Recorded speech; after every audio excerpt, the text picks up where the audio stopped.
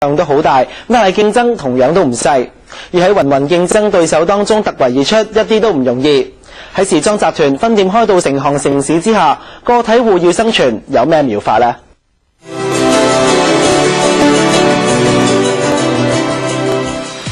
喺香港各大小小嘅商場，行嚟行去都發覺只係得某啲牌子坐鎮。面對大時裝集團成行成市之下，小商戶要競爭就要諗一諗計。香港興韓服，亦有原本做開歐美時裝嘅公司引入高端韓國時裝，去增加競爭力。因為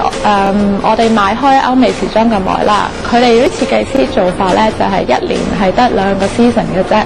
咁換言之，可能半年前訂貨，落咗訂4個月後至有貨啦。但係韓國時裝嘅優點咧係一年入邊可能有翻4-5次貨嘅，變咗你訂完貨可能等2-3個禮拜咧就會有新貨翻咯。咁變咗就 fulfill 到極度高要求嘅香港客。對於要求多嘅香港人，口味隨時會變。韓國時裝公司落單嘅時候，可以有更加高嘅靈活性，亦係其中一個優點。咁如果真係好唔肯定某一啲款，而你又唔想雜貨嘅話咧，韓國人都非常樂意你 place 一個比較細嘅 order， 保守啲嘅 order 啦。咁如果賣得好，你咪可以再 reorder 咯。即係韓國因為比較近香港，所以佢哋好多時都比較 flexible 啲咯。其實要喺香港開設自己嘅時裝店一啲都唔容易，除咗要顧及租金、入貨等等嘅成本開支外，更加要面對連鎖式集團嘅競爭。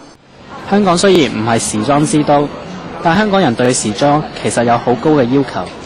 能夠跟足顧客嘅潮流走勢，喺做起生意上嚟就更加無往而不利啦。香港嘅客戶啦，即係啲 shop 啊、boutique 嘅百貨公司嘅要求係全世界之中都算係最高嘅，即係好多時都要需要啲 crossover 嘅特別 item 啊，需要獨家代理嘅terms 啊，咁所以同埋啲客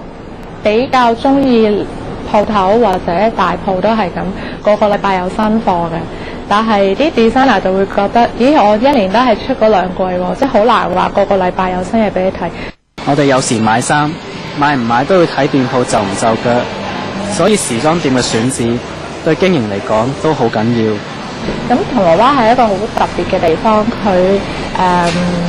啲人嗰個層面比較大，咩人都有 OL 啊、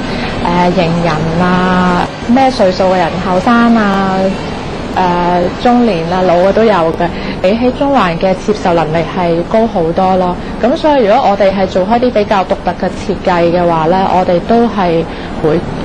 繼續喺銅鑼灣會適合啲啦。